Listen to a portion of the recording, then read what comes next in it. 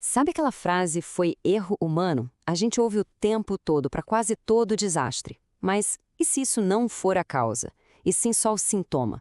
É isso que a gente vai investigar hoje. As falhas que ficam escondidas e que no fim das contas levam à catástrofe. Para a gente entender isso de verdade, vamos voltar no tempo. A gente vai para novembro de 1978, em uma mina de carvão lá no Reino Unido.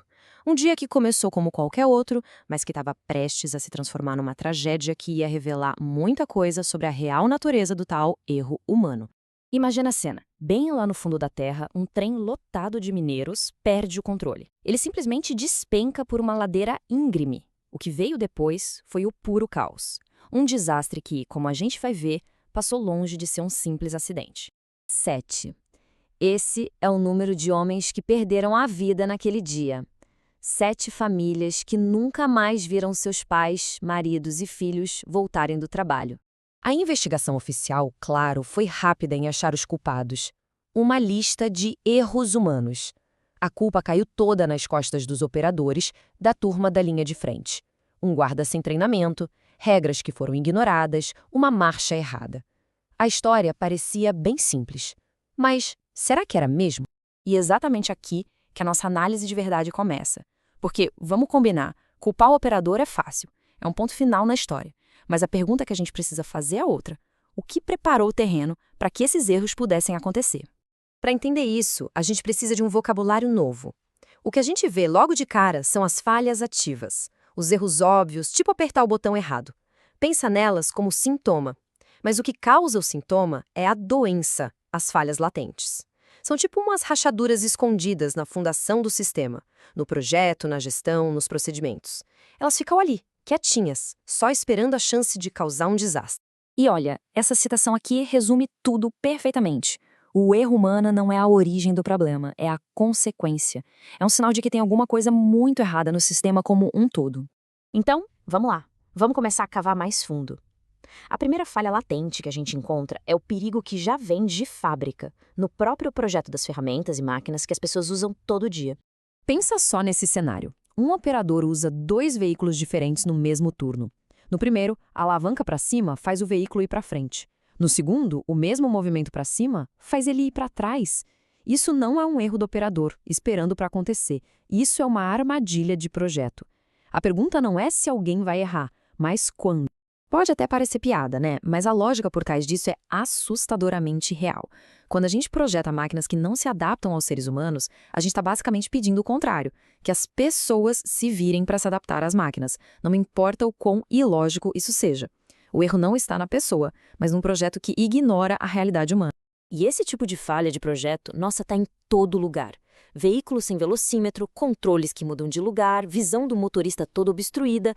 Cada um desses itens é uma falha latente, é uma armadilha prontinha esperando o próximo erro humano para ser acionada. Mas as armadilhas não estão só no design das máquinas, não. Às vezes, o perigo está escrito nas próprias regras que, em teoria, deveriam manter todo mundo seguro. Isso é o que a gente chama de erros baseados em regras. E aqui não estamos falando de alguém que quebra uma regra por preguiça, mas de uma regra que, na vida real, simplesmente não funciona, é impossível de seguir ou nem faz sentido. Olha só esse exemplo. A regra de segurança parece perfeita, certo? Desobstruir escalhas usando plataformas seguras. Lógico, sensato, seguro. Não tem como dar errado. Só que tinha um pequeno, minúsculo detalhe. As tais plataformas e escadas simplesmente não existiam. A regra era impossível de cumprir. Então os trabalhadores eram forçados a quebrar o procedimento para conseguir fazer o trabalho, se colocando exatamente no risco que a regra deveria evitar. E essa história se repete de 1000 maneiras diferentes. Regras antigas que não valem mais, procedimentos que são impraticáveis, ou instruções tão complicadas que ninguém entende. E quando a regra no papel não bate com a realidade do trabalho, os operadores têm que escolher entre seguir o procedimento e fazer o que precisa ser feito.